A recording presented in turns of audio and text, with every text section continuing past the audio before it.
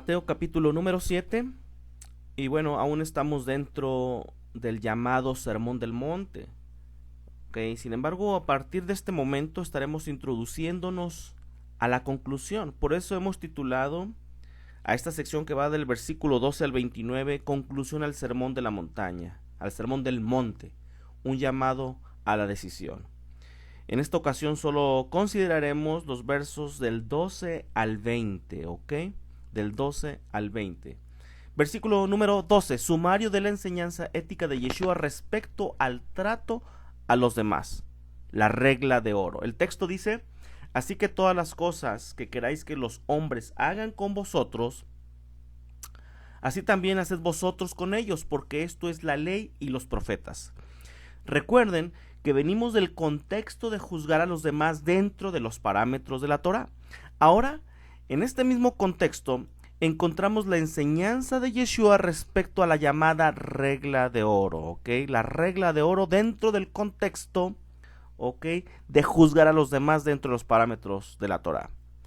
Podríamos decir que en esencia, estas palabras de Yeshua son una paráfrasis de Levítico 19:18, que dice así, no te vengarás ni guardarás rencor a los hijos de tu pueblo, sino amarás a tu prójimo como a ti mismo, yo el Señor.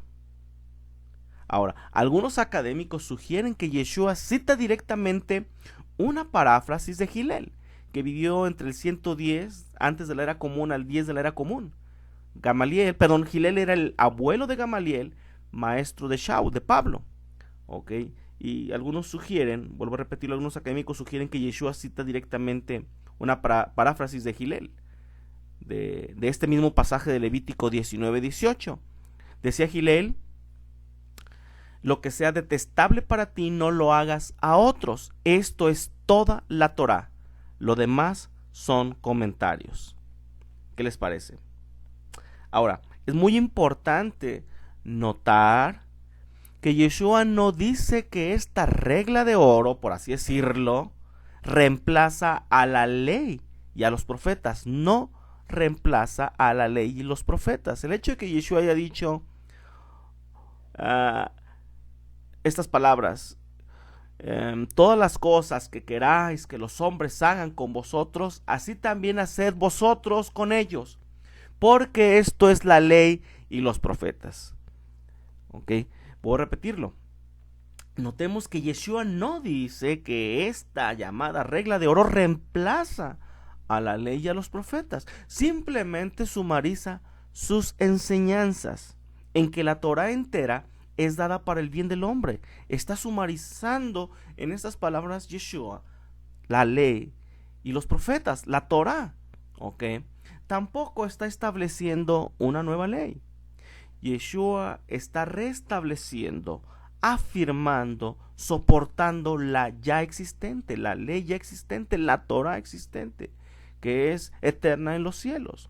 Jacob o Santiago, de la misma manera, la sumariza en el pasaje conocido de todos nosotros en Santiago 1:27, donde dice, la religión pura y sin mácula delante de Dios el Padre es esta, visitar a los huérfanos y a las viudas en sus tribulaciones y guardarse sin mancha del mundo.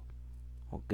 Lo que está haciendo Jacob es sumarizar la ley y los profetas. En términos generales, déjeme explicar aquí, el judaísmo se percibe a veces como una religión compleja, que exige más de lo que la persona promedio puede soportar. Los sabios ya luchaban con este reto hace 1500 años. Se preguntaban si era posible, en medio de los muchos mandamientos que conforman la Torá, sumarizarlos de una manera que pudieran explicar el judaísmo a las masas, a las multitudes, en un camino a seguir amplio y recto. ¿Ok? Entonces, es importante tomar esto en cuenta, que ya había muchos sabios que trataban de sumarizar la ley, sumarizar los profetas, ¿ok? Para transmitirlo, para explicarlo a las multitudes. No fue Yeshua el primero en sumarizar, ¿ok? la ley y los profetas, ni Santiago. Vamos a ver cómo el judaísmo, 1500 años atrás, también trataba y hacía un esfuerzo de sumarizar toda la Torá, toda la ley y todos los profetas. Veamos el siguiente ejemplo. Rabino Simlai expuso: 613 mandamientos fueron revelados a Moisés. Cuando David llegó, resumió los 613 mandamientos en 11 principios. Y veamos estos 11 principios en el Salmo 15 del 1 al 4. Cuando llegó Isaías, resumió los 613 mandamientos en 6 principios. Los podemos encontrar en Isaías 33 del 15 al 17. Cuando llegó Miqueas, resumió los 613 mandamientos en 13 principios. Veámoslos en Miqueas del 6 al 8. Miqueas 6, 8, perdón. Tras una nueva consideración, dice el rabino Simlai, Isaías resumió los 613 mandamientos en 2 principios. Y los encontramos en Isaías 56, 1. Cuando llegó Habacuc, resumió los 613 mandamientos en un principio, porque dijo: el justo por su fe vivirá, de acuerdo a Habacuc 2:4. ¿Qué les parece? Esto es lo que dijo el rabino Simlai, tratando de explicar o tratando de sumarizar o encontrar un soporte para sumarizar la Torá, la ley y los profetas, para hacerlo simple, sencillo, hacer un camino amplio y recto a la vez a las multitudes.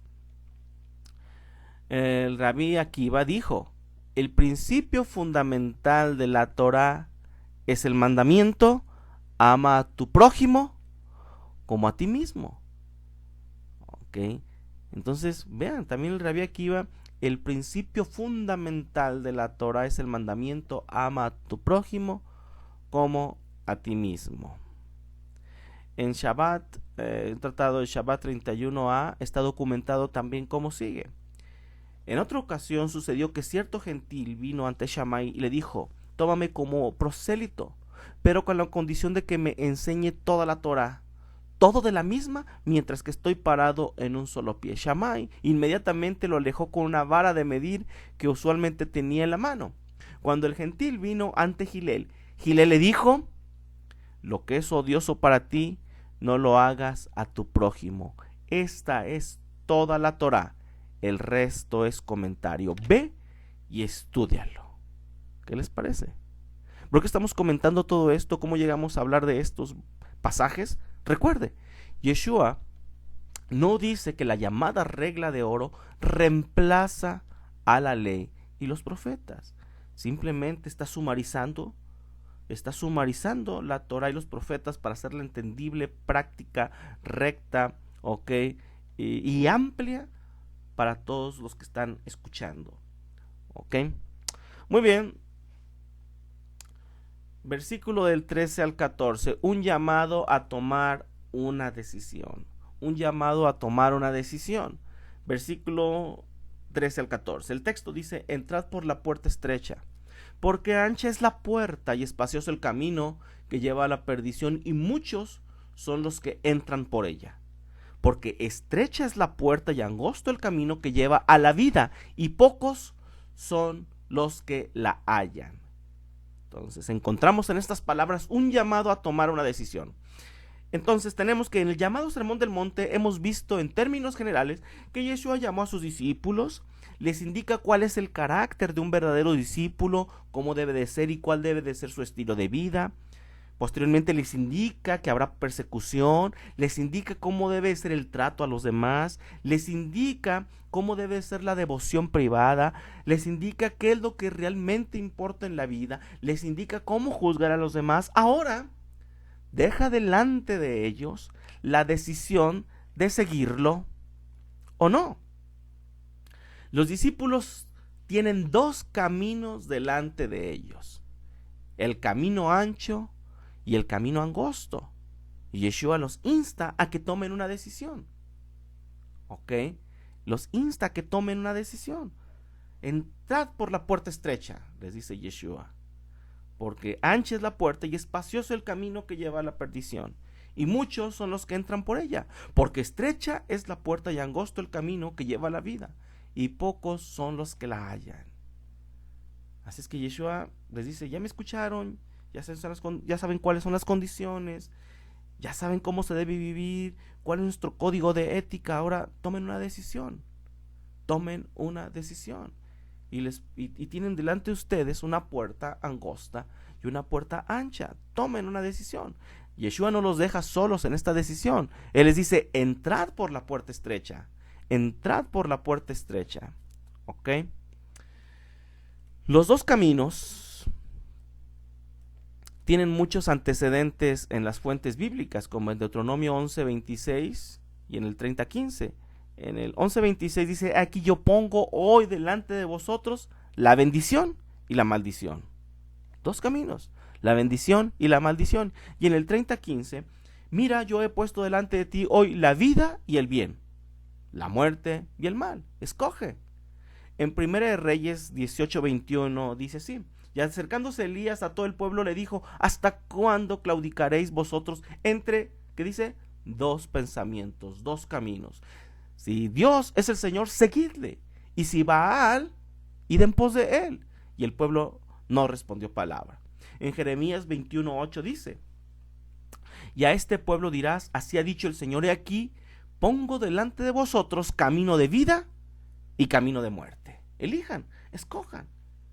¿Ok? Lo mismo sucede en la literatura rabínica y post-apostólica. Dice en Abot 2:9, ¿cuál es el buen camino al que uno debe adherirse? Aquel que observa lo que se está gestando para el futuro. Pero dice, ¿cuál es el buen camino? O sea, hay un buen camino, obviamente hay un mal camino. Abot 2:9, en esta porción, dice, toma aquel camino o adhiérete a aquel camino que observa lo que se está gestando para el futuro. Dice en la Didaje 1:1, hay dos caminos, uno de vida, el otro de muerte, y entre los dos caminos hay una gran diferencia. El rabí Yehudá, príncipe, tenía la costumbre de decir, de acuerdo a Abot 2:1, al elegir el camino correcto, asegúrate que se trata de uno que es honorable para ti y sin ofensa a los demás. ¿Ok? Algunos académicos sugieren que hablar de el camino estrecho al que Yeshua dice, escoge el camino, entrad por la puerta estrecha, porque dice que es angosto el camino que lleva a la vida y pocos son los que la hallan. Bueno, vamos a hablar un poquito de ese camino angosto. ¿Ok? Algunos académicos sugieren que hablar del camino estrecho o angosto es una alusión al camino o pasaje que se abre al hacer un pacto, en hebreo brit. Brit deriva de vará, que significa cortar. Cuando el texto dice el Señor hizo un pacto, por ejemplo en Génesis 15:18 literalmente dice el Señor cortó un pacto. En aquellos días los contratos eran realizados por sacrificios de animales. Los cadáveres de los animales eran cortados en partes y tirados en el suelo. Luego las dos partes en el pacto caminaban juntos entre las partes de los animales sacrificados, repitiendo los términos del pacto. Literalmente caminaban a través de un camino estrecho entre las dos porciones. ¿Sí? Así, en las palabras de Yeshua, está haciendo una invitación a entrar en pacto con el Padre, a caminar por el camino angosto, ¿okay? Hacer un pacto con Dios. Ahora, interesantemente, las palabras de Yeshua tienen un paralelo muy interesante en el llamado el Testamento de Abraham, que se fecha en el siglo I o II de la era común. Pero se van a quedar sorprendidos lo que dice el Testamento de Abraham respecto a dos caminos, o a las dos puertas incluso. ¿Ok? Dice así, en la versión 1, así está dividido, versión 1 en el párrafo 11. Así que Mijael volvió al carro y trajo a Abraham hacia el este, a la primera puerta del cielo. Y Abraham vio dos caminos, el estrecho y contraído, el otro amplio y espacioso. Y allí vio dos puertas, la amplia en el camino ancho y la estrecha en el camino estrecho. Y fuera de las dos puertas allí vio un hombre sentado en un trono dorado, y la apariencia de ese hombre era terrible como del Señor. Y vieron muchas almas, conducidas por ángeles y liderados por la puerta ancha, y otras almas poco numerosas que fueron tomadas por los ángeles a través de la puerta estrecha. Y cuando el maravilloso que estaba sentado en el trono de oro vio algunas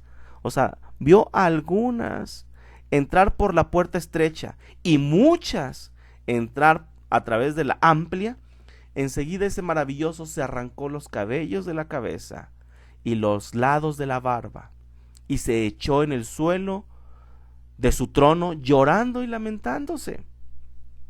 Pero cuando vio a muchas almas entrar por la puerta estrecha, entonces él se levantó del suelo y se sentó en su trono en gran alegría, regocijo y exultante. Y Abraham preguntó al jefe capitán: mi señor jefe capitán, ¿quién es ese hombre más maravilloso, adornado con tal gloria? Y a veces llora y se lamenta, y a veces él se alegra y exulta. El incorpóreo dijo: este es el primer creado, Adán, que está en tal gloria y escudriña el mundo, porque todos nacen de él. Y cuando él ve muchas almas que pasan por la puerta estrecha, entonces se levanta y se sienta sobre su trono, regocijándose y exultante de alegría, porque esta puerta estrecha es la de los justos, que lleva a la vida, y los que entran a través de ella van al paraíso. Por eso, entonces el primer criado Adán se alegra, porque ve las almas salvándose. Pero cuando él ve muchas almas que entran por la puerta ancha, entonces él se arranca los cabellos de su cabeza y se arroja en el suelo llorando y lamentándose amargamente, porque la puerta ancha es la de los pecadores, la que conduce a la destrucción y el castigo eterno. Y por eso el primer creado Adán cae en su trono llorando y lamentándose por la destrucción de los pecadores, porque son muchos los que están perdidos y son pocos los que se salvan, porque en 7,000 escasamente encontró un alma salvada, siendo justa y sin mancha. ¿Qué les parece? Definitivamente que el paralelo es impresionante, es impresionante. Ahora veamos del versículo del 15 al 20, el peligro de los falsos profetas. El texto dice: guardaos de los falsos profetas que vienen a vosotros con vestidos de ovejas, pero por dentro son lobos rapaces. Por sus frutos los conoceréis. ¿Acaso se recogen uvas de los espinos o higos de los abrojos? Así todo buen árbol da buenos frutos, pero el árbol malo da frutos malos. No puede el buen árbol dar malos frutos, ni el árbol malo dar frutos buenos. Todo árbol que no da buen fruto es cortado y echado en el fuego. Así que por sus frutos los conoceréis. Ahora Yeshua advierte acerca de los falsos profetas, tratando de alejarlos de la Torá, guiándolos por el camino ancho de la destrucción. Notemos que la palabra para profeta es la palabra hebrea naví. Naví. Muchas personas hoy piensan que un profeta, piensan de un profeta como cualquier persona que ve el futuro, mientras que el don de profecía ciertamente incluye capacidad de ver el futuro. Un profeta es mucho más que una persona con esa capacidad. Un profeta en tiempos bíblicos era básicamente un vocero de Dios, una persona elegida por Dios para hablar a la gente en nombre de Dios y transmitir un mensaje o enseñanza. Los profetas eran modelos de santidad, erudición y cercanía a Dios. Fijaban así entonces los estándares para toda la comunidad. Esto es lo que era un profeta en tiempos bíblicos. Básicamente hay dos tipos de falsos profetas, de manera básica, de manera general. Número uno, los que se presentan abiertamente en nombre de ídolos para profetizar. Fácil de detectar. Número dos, los que se presentaban como profetas, pero en nombre de Dios. Son un poco más difíciles de detectar. Los que se presentan como profetas en nombre de Dios. Ok. Los falsos profetas tienen la misión, entre otras cosas, que no es el tema por ahora, pero los profetas tienen la misión, entre otras cosas, de apartar de la fe verdadera a los que los escuchan. Tenemos un ejemplo en Hechos 13, del 6 al 8. Y habiendo atravesado toda la isla hasta Pafos, hallaron a cierto mago, falso profeta judío llamado Bar Yeshua, que estaba con el procónsul Sergio Paulo, varón prudente. Llamando a Bernabé y a Saulo, deseaba oír la palabra de Dios. Sergio Paulo. Pero les resistía Elimas, el mago, pues así se traduce su nombre, procurando apartar de la fe al procónsul. Ok, muy interesante detalles que encontramos aquí. Un falso profeta que trata de apartar al procónsul de la fe. ¿Cuál fe? Pues dice aquí que Sergio Paulo deseaba oír la palabra de Dios, pero de esta palabra de Dios que se le llama fe, es lo que este falso profeta trataba de apartarlos de la fe, de la palabra de Dios. Muy interesante los detalles que encontramos solamente en estos 3 versículos de Hechos 13 del 6 al 8.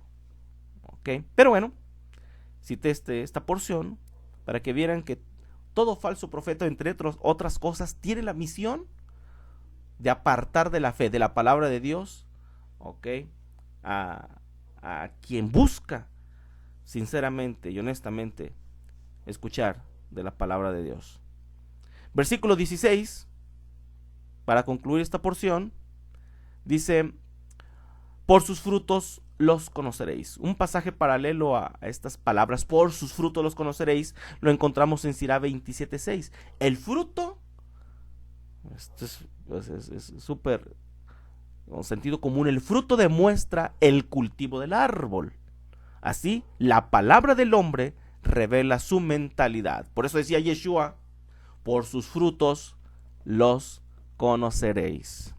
Versículo 17: todo buen árbol da buenos frutos.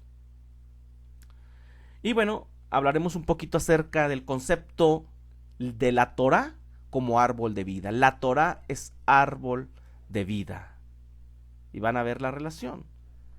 Para entender un poquito, todo buen árbol da buenos frutos, en palabras de Yeshua. Entonces hablaremos un poquito del concepto de la Torá como árbol de vida. La Torá es árbol de vida. Dice en el Pirkei Avot de la siguiente manera: la Torá es extraordinaria, pues ella da vida a los que la ponen por obra, estudiándola y cumpliéndola, en este mundo y en el mundo venidero. Como está dicho, porque las palabras de Torá son vida para los que la hallan y medicina para todo su cuerpo, de acuerdo a Proverbios 4:22. Y está dicho: porque será medicina para tu cuerpo y humectante para tus huesos, de acuerdo a Proverbios 3:8. Y está dicho acerca de la Torá: es árbol de vida para los que se aferran a ella, y los que la apoyan son bienaventurados, bendecidos, de acuerdo a Proverbios 3:18. ¿Qué les parece? Explica a Avi Ben Mordejai lo siguiente: ¿por qué la Torá es llamado árbol de vida? Y explica a Avi Ben Mordejai: un rollo de Torá es un pergamino colgado entre 2 árboles de madera. Esos árboles con las palabras en medio, son llamados el árbol de vida. Es lo que explica por qué es llamado la Torá como árbol de vida, recordando a los rollos de la Torá, Por eso dice, un rollo de la Torá es un pergamino colgado entre dos árboles de madera. Esos árboles, con las palabras en medio, son llamados el árbol de vida. Y como ya vimos, este árbol de vida, dice, es árbol de vida la Torá a los que se aferran a ella, y los que la apoyan son bienaventurados, son bendecidos, doblemente bendecidos. En Proverbios 11:30 tenemos lo siguiente: el fruto del justo es árbol de vida. El fruto del justo es árbol de vida. Así tenemos que la Torá da vida a los que la ponen por obra, ya lo vimos. La Torá es árbol de vida a los que se aferran a ella, y el fruto del justo es árbol de vida. Por lo tanto, se deduce que el fruto del justo es la Torá o las instrucciones puestas en práctica. En palabras de Yeshua, aquellos que se aferran a la instrucción de Dios son como árboles de vida, que dan fruto bueno o de justicia. Los justos producen frutos del árbol de vida, que es la Torá. ¿Ok? Muy bien, hasta aquí esta porción del 12 al 20, Mateo capítulo número 7. Gracias.